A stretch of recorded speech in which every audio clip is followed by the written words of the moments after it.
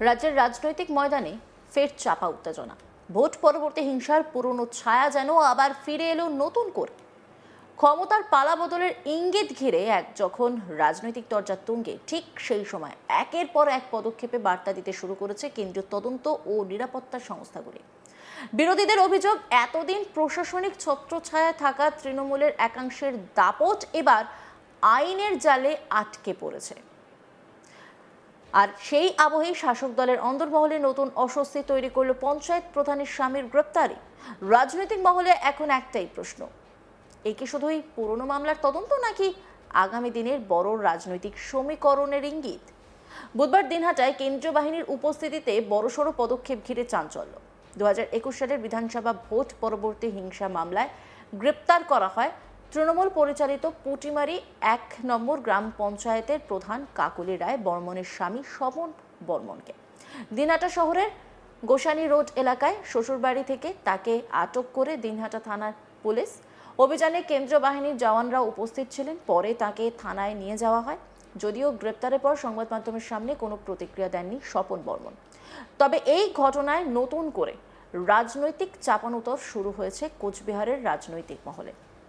বিরোধী শিবিরের দাবি, ভোট পরবর্তী হিংসার একাধিক ঘটনায় এতদিন প্রভাবশালীদের বিরুদ্ধে প্রশাসন কার্যত নীরব ছিল, কিন্তু আদালতের কড়া নজরদারি এবং কেন্দ্রীয় সংস্থার সক্রিয়তায় পরিস্থিতি বদলাতে শুরু করেছে।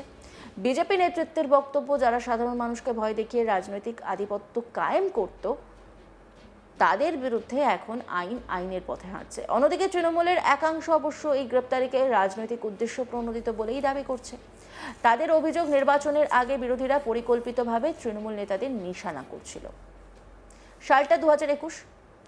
ভোট পরবর্তী হিংসা নিয়ে রাজ্য রাজনীতি বরাবরই উত্তপ্ত থেকেছে। একাধিক মামলা আদালতে গড়িয়েছে, তদন্তে নেমেছে কেন্দ্রীয় সংস্থাও। সেই প্রেক্ষাপটে স্বপন বর্মনের গ্রেপ্তারি শুধুমাত্র একটি আইনি পদক্ষেপ নয়, বরং তার রাজনৈতিক দিক থেকেও যথেষ্ট তাৎপর্যপূর্ণ বলে মনে করছে ওয়াকিবহাল মহল। কারণ পঞ্চায়েত স্তরে শাসক দলের সংগঠনকে ঘিরে বিরোধীদের দীর্ঘদিনের অভিযোগ এবার ফের সামনে চলে এলো। আর এই ঘটনাকে ঘিরে আগামী দিনে উত্তরবঙ্গের রাজনীতিতে নতুন সমীকরণ তৈরি হয় কিনা, সেদিকেই এখন নজর রাজনৈতিক পর্যবেক্ষকদের।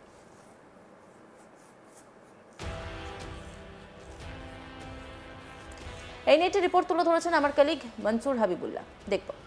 শ্বশুর বাড়িতেও লুকিয়ে থেকে শেষ রক্ষা হলো না। কোচবিহারের দিনহাটাতে উদয়ন গুহ ঘনিষ্ঠ তৃণমূল কংগ্রেসের প্রধানের স্বামী গ্রেপ্তার হলো ভোট পরবর্তী হিংসা মামলায়।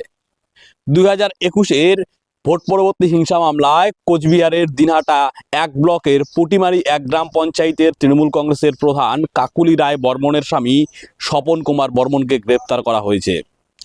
রাজ্য পুলিশ কেন্দ্রীয় বাহিনীর যৌথ উপস্থিতিতে তার গোসানি রোডে শ্বশুর বাড়িতে যে রয়েছে সেই শ্বশুর বাড়িতে অভিযান চালানো হয়। সেখান থেকেই তাকে গ্রেপ্তার করা হয় এবং আদালতে পেশ করা হয়েছে অভিযুক্ত প্রধানের এই স্বামীকে। পুলিশ সূত্রে জানা গেছে, ভোট পরবর্তী হিংসার ঘটনায় দীর্ঘদিন ধরে তার খোঁজ চলছিল। এটা বুঝতে পেরে আত্মগোপন করেছিলেন। গোয়েন্দা সূত্রে খবর আসে, দিনহাটায় শ্বশুর বাড়িতে আত্মগোপন করে রয়েছে তৃণমূল কংগ্রেসের এই প্রধানের স্বামী। তখনই পরিকল্পনা করা হয় কিভাবে গ্রেপ্তার করা হবে, এবং গোয়েন্দা খবর কনফার্ম হওয়ার সঙ্গে সঙ্গেই পুলিশ, রাজ্য পুলিশ ও কেন্দ্রীয় বাহিনীর যৌথ দল অভিযান চালায় এবং তার শ্বশুর বাড়ি থেকে তাকে হাতে হাতে গ্রেপ্তার করা হয় এবং আদালতে পেশ করা হয়েছে এই অভিযুক্ত প্রধানকে। কোচবিহারে নির্বাচন এলে অশান্তি বরাবরই যেন এক চিহ্ন।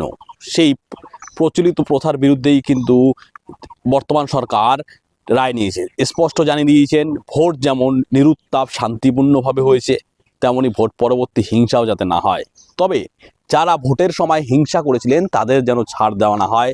সেই কারণেই 9 মে রাজ্যের মুখ্যমন্ত্রী হিসাবে শপথ গ্রহণ করার পরে শুভেন্দু অধিকারী 2021 সালের ভোট পরবর্তী হিংসার যে মামলাগুলি রয়েছে তা খোলার নির্দেশ দিয়েছেন।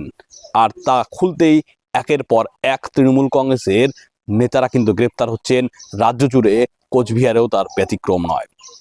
5ই আগস্ট 2025 ওই দিন রাজ্যের হাইকোর্টের নির্দেশে কোচবিহার জেলা পুলিশ সুপারের সঙ্গে দেখা করতে আসছিলেন রাজ্যের তৎকালীন বিরোধী দলনেতা শুভেন্দু অধিকারী।